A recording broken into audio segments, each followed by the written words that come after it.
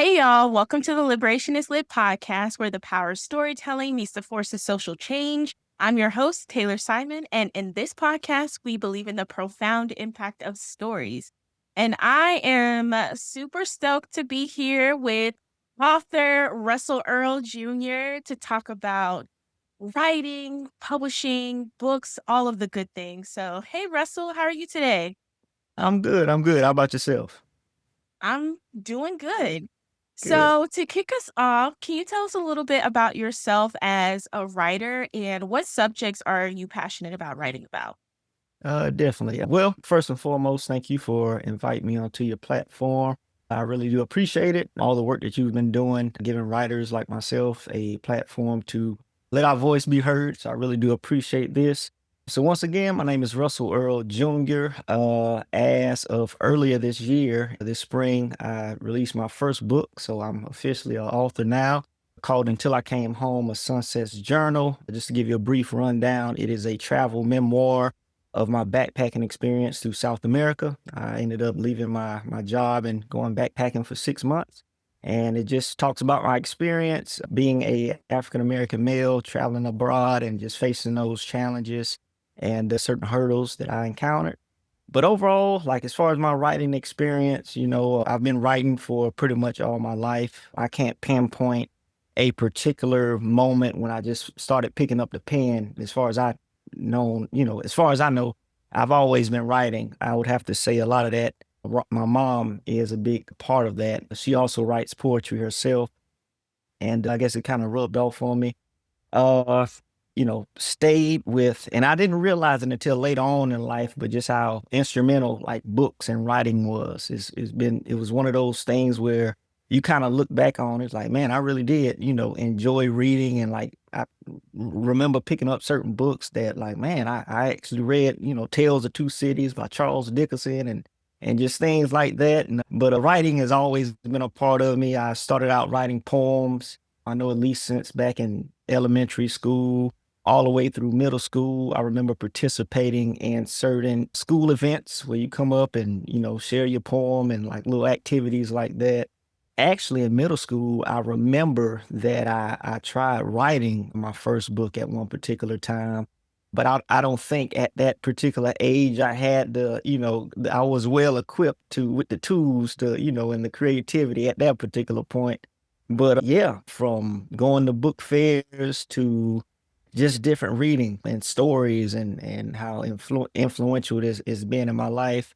From there, I started writing hip hop music, rap music. A good buddy of mine, Bobby Harley, we had a group called The Force. We actually still have one, but I started getting into music a bit, and writing, I think with songwriting and writing rhymes, that really helped me develop like a foundation as like learning about literary devices and things like that, that kind of like something to build off on to kind of like help me develop as a writer. So a lot of that I got to give credit to hip hop. It kind of help give me those tools.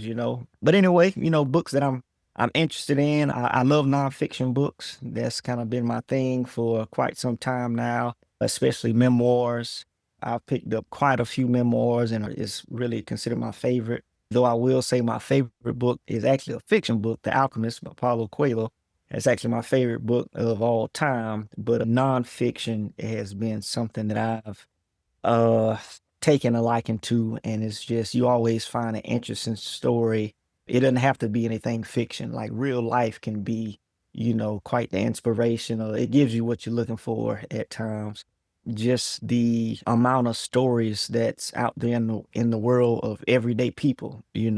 Often I think about, if I were the last person on earth, like how boring like everything would be because like one person contains like their background and their who they are, what made them, their makeup or what have you, just how interesting all of that is. So some of my favorite memoirs. If you read Heavy by Casey Lehman, I think I pronounced yes, that's one of my favorite ones. There's actually a good memoir. My most recent one that I read is actually from the author based out of Charleston, South Carolina, by Sanel Barnes, Monsoon Mansion.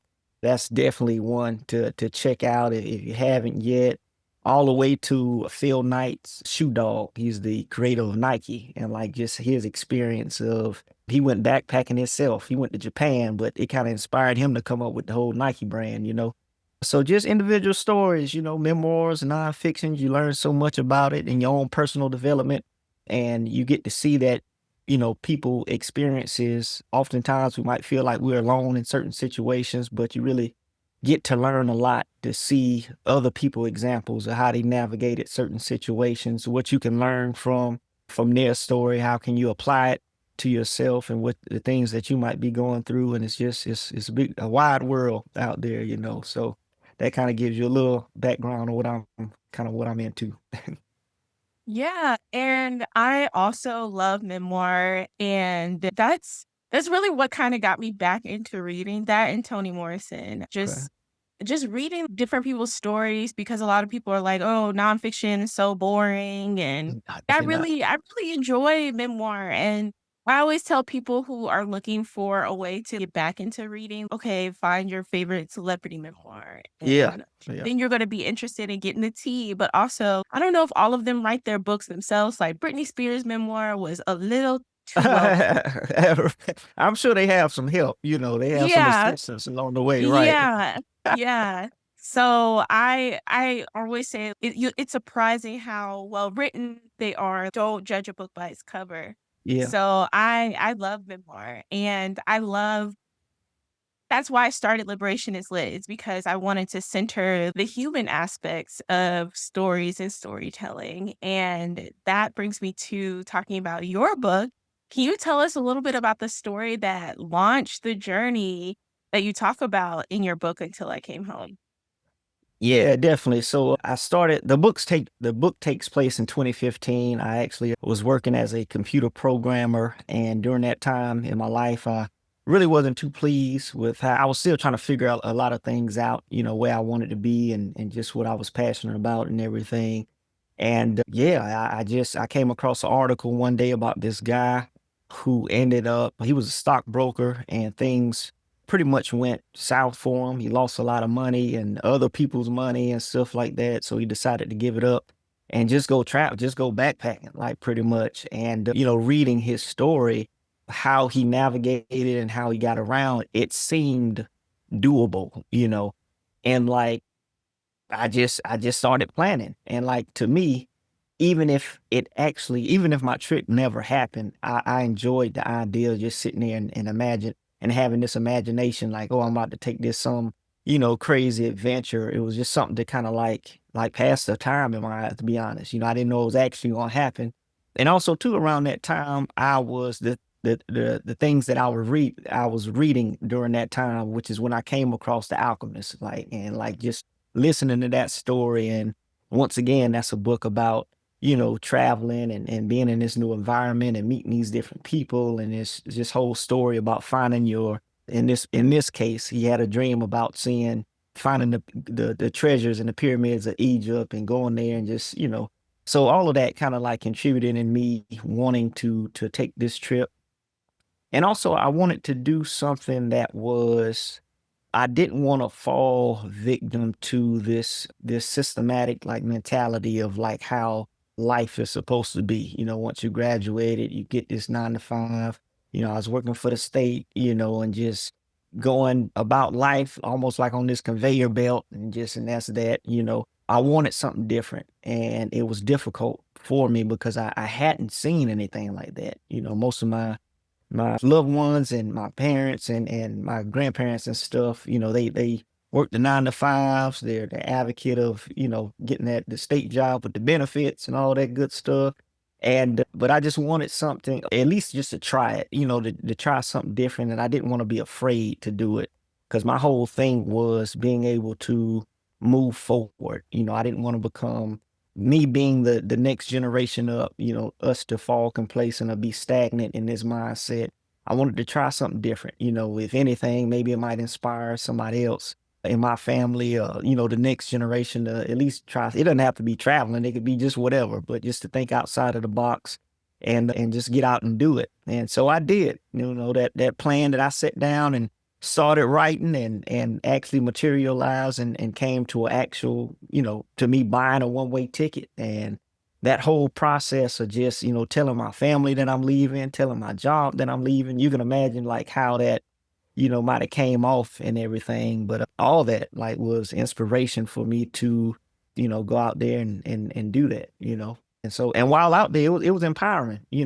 It was empowering going out there and like having these experiences. And I felt like it contributed to my personal development, seeing the world and getting outside of my environment. Now I have these new thoughts and new ideas to help me grow and things like that. So all of it just was it's a beautiful, experience. Even the challenging parts, that forced me to uh think differently and move differently and things like that. So that's how the story came about of me going on the trip. Yeah, I definitely can relate because when I quit my job to start Liberation is Lit, my grandpa was like, "You quit your good and state job with the benefits," and I'm like, so when you said the state job with the benefits, I was I'm like, "Oh, telling you, yep, eh, that's it. That's it. Yep. yeah." So did you the the the process of writing the book, did you write was the book actually your journals, actually what you were recording throughout your backpacking experience?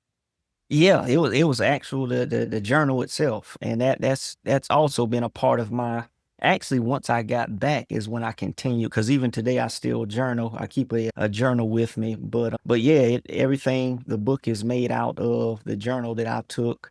Of course, I had to clean it up a little bit and like kind of craft it to make it a actual book. But anyway, but yeah, that was my actual experiences, things that my thoughts that I had that I took with me. It was almost like a companion of mine that kind of, helped me get through certain days. And I would go to it to, just it was like my happy place. Shout out to Happy Gilmore too. That movie coming out. But anyway, it was my happy place. And so I did that, and the paper and pen has been man, I'm in IT now currently, but paper and pen is still the thing that I go to. Even when I started my book, it was paper and pen. I didn't type anything up. Like a large portion of it was just writing it out because being a writer, I really it's not just the creative aspect. Like I write, like I like writing, like the action of actually, writing itself. So, but yeah, that was my book that I pulled from my actual journal. And one thing that really inspires me about your book is how you champion and show up for your book and just get it. And the book is about your journey backpacking, but like your journey of what you did with this book too is really inspiring to me as a self-published author. Yeah. And I know that you are trying to start your own publishing company or you have started your own publishing company. So why did you think it was important to take these skills and start your own company with it? Well, it's something that I wanted to have something on my own, like during that experience, of learning new things and as I said before, just feeling empowered and stuff. I wanted to learn everything. As a matter of fact, when I came back home, the first books that I started reading were like financial books and business books and like what can I do to take what I've experienced and like turn this into something where I don't feel like I'm part of that conveyor belt anymore, where I don't feel, like I'm part of this system or whatnot. But so yeah, I did that. I published my book through my publishing company. And for future stories, like, I'm working on a few other things, but like I have something now that I can publish. I can help others publish. Cause as I said before, like I love memoirs. I love stories, and I think that's so important. You know, I don't expect to be like a New York Times bestseller, but like the books themselves are like those are records. You know what I'm saying? Like even if you pass those down to, the next generation, they know who Granddaddy is. They know what he experienced, what he, to think why he is the way he is, the things that he thought, stuff like that. So I just think that stuff is instrumental. So I wanted to build like a hub of my own to where I can assist and help other people. And I'm still trying to figure out, it's I'm on another journey. I left one to go on another one, and it's at times feel a lot more difficult, to try to navigate and get past certain hurdles and things like that. But yeah, I learned a lot so far. I'm still learning, even to the book world. I've listened to a few of your other episodes, and everybody's just I'm just honored to be amongst those writers and stuff, because everybody is so experienced and knowledgeable about their field of like study. And like I still feel like I'm learning how to walk and everything, just to everything, like the whole book landscape.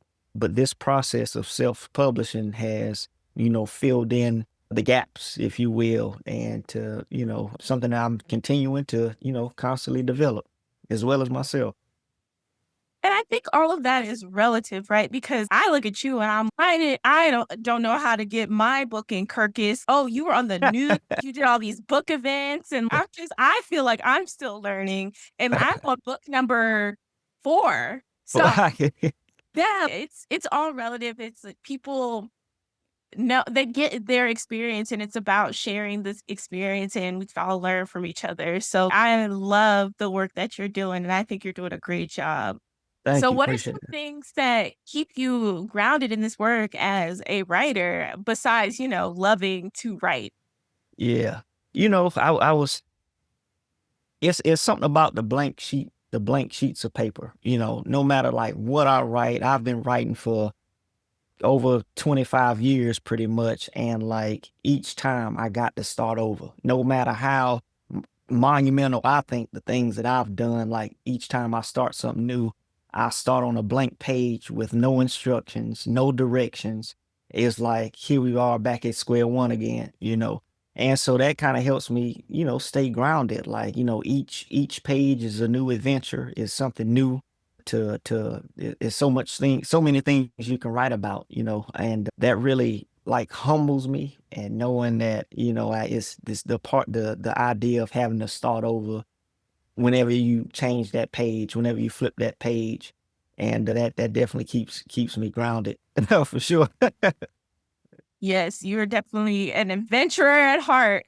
Yeah. And Yeah, definitely. so what are some of your upcoming projects that you got? I know you teased a little bit about like some other books that may be in the works. Yeah, yeah. So I have a few things that I'm working on currently right now outside of the Bending Corners Publishing. I'm not sure if I had mentioned the name of my publishing company, but just still figuring that out. I do know what inspired from my book release. I started this thing, a weekly post called Sunset Sundays, where every Sunday I post one thing that I learned from that week. And I go on there. It's less than 10 minutes. I go on, post it on social media and share, things, something that I learned, so that it might, help somebody, or give somebody else something to think about and things like that. I'm doing that. I'm also currently working on the audiobook of Until I Came Home, a Sunset's Journal. I've been working on a few things with that. I've, applied for a few grants. It hadn't quite panned out. I mean, it'll get done regardless, but I'm still kind of, working to see, about funding and things like that. But that's something else that I'm currently working on. I'm also working on being a vendor for Soda City, going through that process, the application, and, get my setup, and my banner just came in. So I just got to make sure everything looks presentable and stuff like that. As far as the writing aspect, I have a few ideas, and I started putting pen to paper with something else. And I'm actually trying my shot with a fictional book, just to see, for those who have read the book, a lot of people get a kick out of my grandfather and like kind of how his responses to certain things. And I want to create, or I'm creating rather, a story between grandfather and son, and like just kind of basing off the two characters. And just I can't speak, I'm still flushing out a few ideas, but it'll be something along the realm of that, those two different personalities and just mindsets and stuff like that. So I'm working with that. And also a few other things that I'm working on is not it's more so screenwriting. Like I've written short film before. I got to give a shout out to my buddy G. McTaylorson. He's in Austin, Texas right now, doing film. and he's helped me bring one or two of my screenplays to life. So I'm kind of dabbling back into that a bit. But outside of that, that's all that that's pretty much what I'm doing at this is a never ending journey, of just writing and just I love creating. And so that's kind of what's coming down the pipeline right now. Well, it seems like you got your hands full, and I am excited to see you at Soda City because I'm out there too. So if you ever need tips or anything, I would just say make sure you have your tent weights because one, the wind can be vicious, and two, they are coming for you. I believe it. I The believe fire it. marshals. Yeah. Yeah, I've seen people get really creative with their weights. I've seen Home Depot buckets and just all with water in them, and yeah, I've It, seen people get real creative to keep the tent down. So I understand. oh, yeah, because they will be like, oh, nope, got to take your tent down. And the way this South Carolina sun and heat works, Oh absolutely not. yeah, yep, yep. I'm feeling it today. Yes. All right. So, for my last question, what advice would you offer listeners who want to make a positive impact in their communities?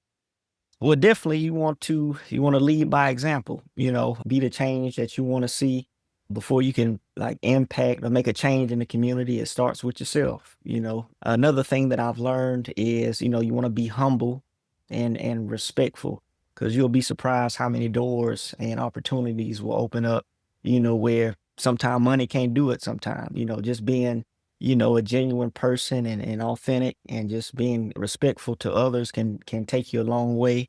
Also, make sure not to, put your pride to the side. If you need help with anything, don't be, too prideful to ask for help. It's an old saying that, you can go fast alone, but you can go further together.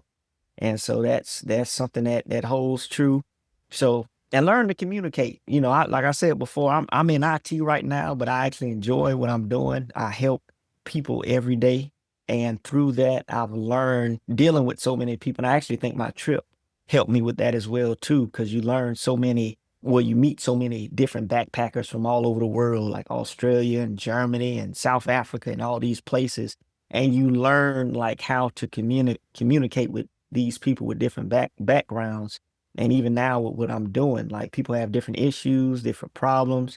Learn how to communicate and work through them together and things like that. And if you're working in the community, you're gonna have to be effective at knowing how to communicate with a wide variety of people. So that'll be my advice to anybody. Yes, I definitely 100% agree with that. Yeah. So, thank you so much, Russell, for being on the podcast. Where can people keep up with you and your work? Definitely, definitely. So you can follow me on my website, RussellEarleJr.com. It's RussellEarleJr.com. Every so often I send out little newsletters just to give people updates of what's going on. You can also find my book there. I'm also on social media as well too, Instagram, TikTok under Rizzimet, Rizzimet. And yeah, sign up to the newsletter and stay up to date of things that I have going on. And once again, I do appreciate you again for having me on your platform here. Yes, and I will make sure to link all of those links, the website, and all social media links on the show notes and the description and where you can get the book as well. So thank you Okay. again for being a part of the podcast. This was a great conversation. Yes, And was. thank you, listeners, for being a part of the Liberation is Lit podcast. If you have stories you want to share, want to suggest any topics, or just want to connect with us, you can find us on Instagram, Facebook, TikTok at Liberation is Lit, or you can visit the website, liberationislit.com. If you enjoyed this episode, please consider leaving a review. And remember, your voice matters. And together, through the lens of stories, we're going to make a difference in the world. Until next